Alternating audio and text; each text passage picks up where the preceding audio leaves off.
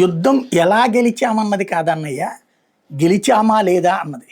ఇది మహాభారతం సందర్భంలోనే స్పష్టమైపోయింది.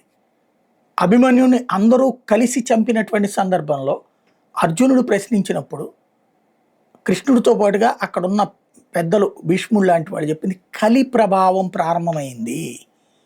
అందువల్ల ఇక్కడ ధర్మాధర్మాలు పక్కకి పోయినాయి. ఈవెన్ కర్ణుడిని ఓ పక్కన రథచక్రం దిగిపోయిన సందర్భంలో అర్జునుడు చంపేటటువంటి సందర్భంలో కూడా ఇదే పదం.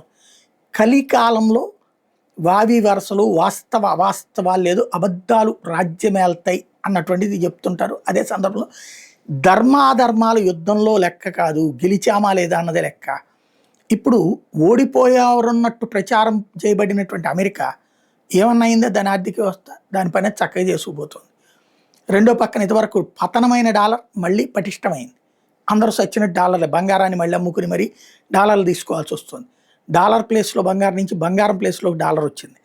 ఇది ఒక ఎత్తు. రెండవది, ఈ 2 నెలల కాల్పురమణ మళ్ళీ 2 నెలల కాల్పురమణ ఓ పక్కన అమెరికా భయపడి చచ్చని పాపం ఇరాన్ చంకలు గుద్దుకోవడానికి పనిచేస్తుంది. కానీ ఆర్థిక దిగ్బంధం, ఇరాన్ దిగ్బంధం, ఇరాన్ షిప్పుల దిగ్బంధం, వీటన్నిటి మధ్యన ఆర్థికంగా నలిగిపోయి 250% ద్రవ్యోల్బణం జరిగింది ఇరాన్కి.